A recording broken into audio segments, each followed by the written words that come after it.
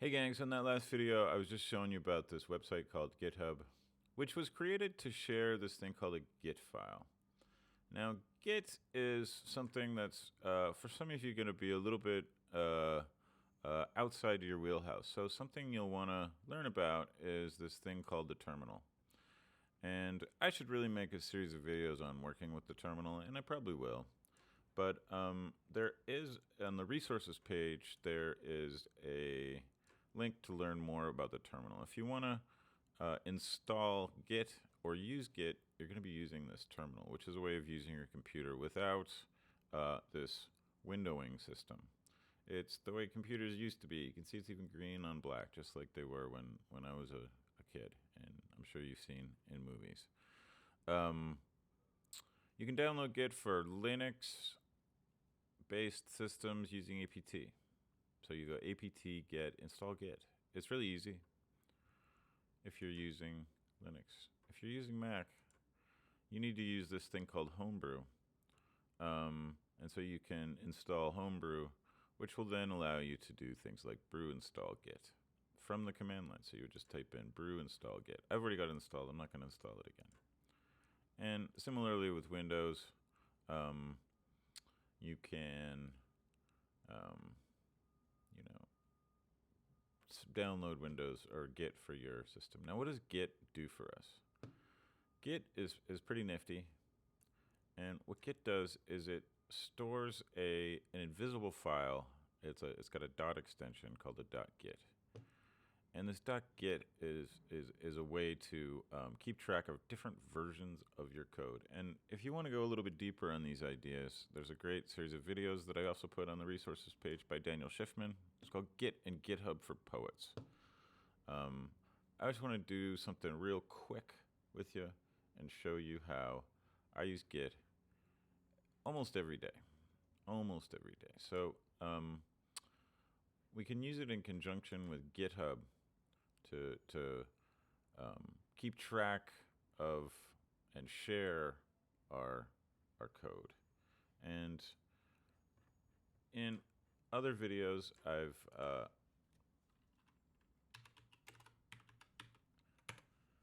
said that my favorite code editor at the moment is called VS Code. And I recommend installing VS Code for your operating system.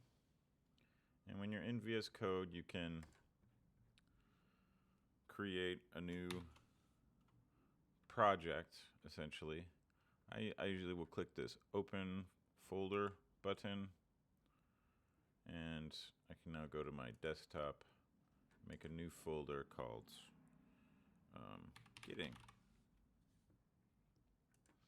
And in this Gitting folder, and I'm just going to click Open here, and now that's going to open that in this project. I've got this folder called Gitting, and I'm going to make a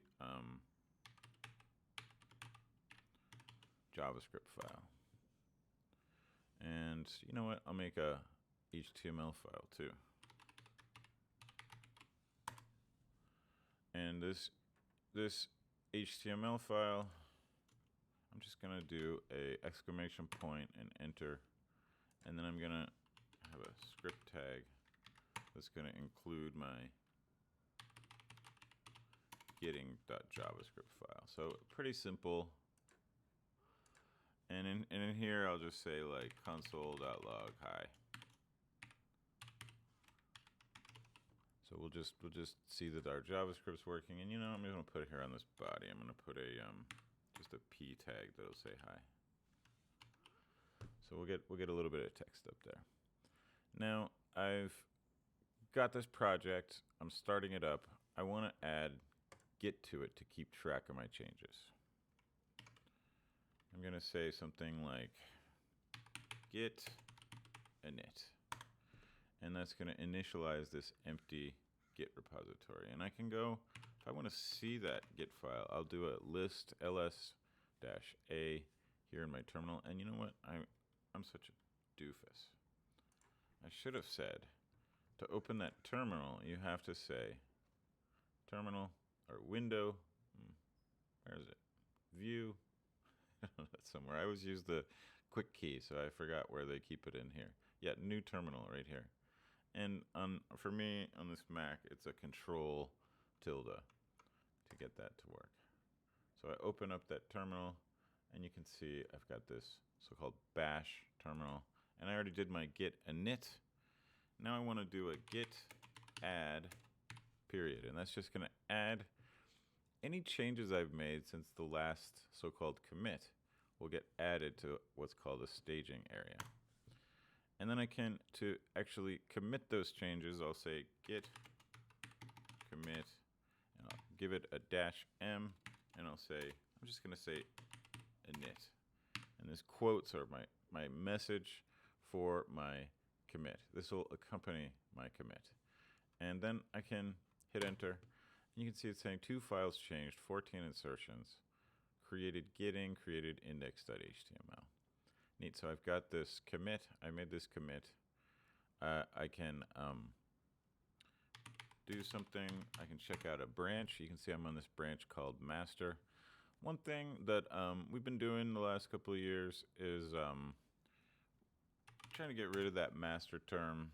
Whoever's in charge of this stuff hasn't changed it, but all the developers have. So what we'll do is we'll go git branch -M main, and then I'm going to say git branch again, and you'll see I'm on the main branch now. So it just seems like a better terminology for what this actually is.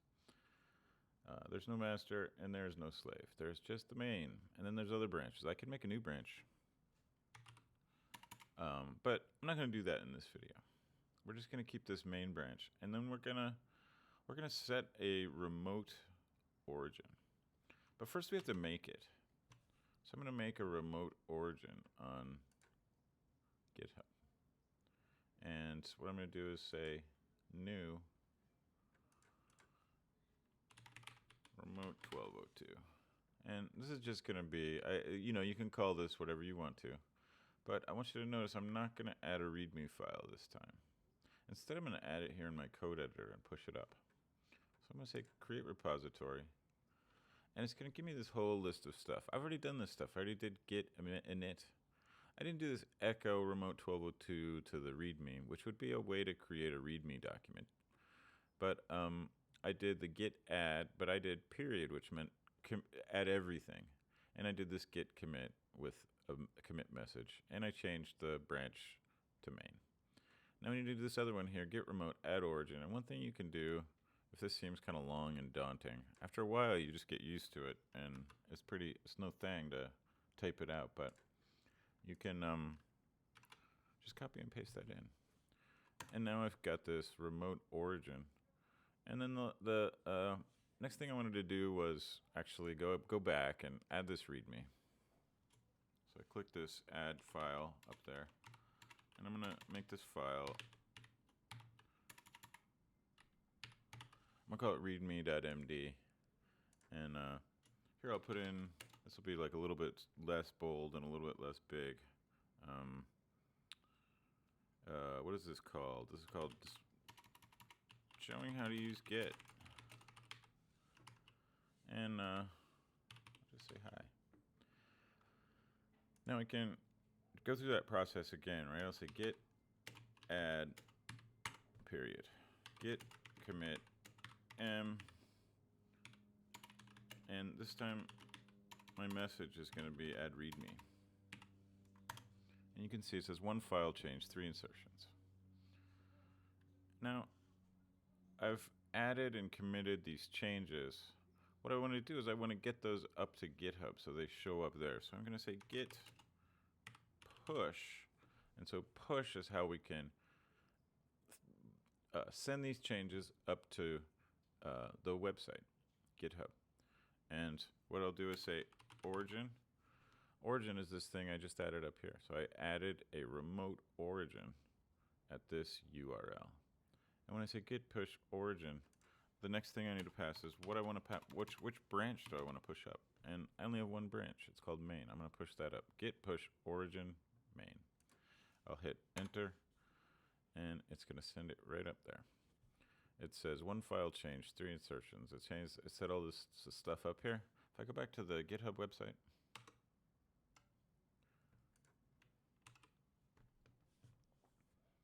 Pretty neat, huh? Now, I'm going to show you one more thing. I'm going to go into settings. Since I just pushed up a website that has an index.html page, I'm going to go into settings, and I'm going to go to GitHub Pages, and apparently has its own tab now. I'm going to select my main branch. I'm going to save that. My site is ready to be published. I'm going to click on it. And what do they do? They sort of changed this process since I last looked. Pages. I think it should be ready to go. We'll see. We'll go back to, I don't know where that tab is. This is all very exciting for me. Let's scroll down to GitHub Pages. It has its own tab. Your site is published.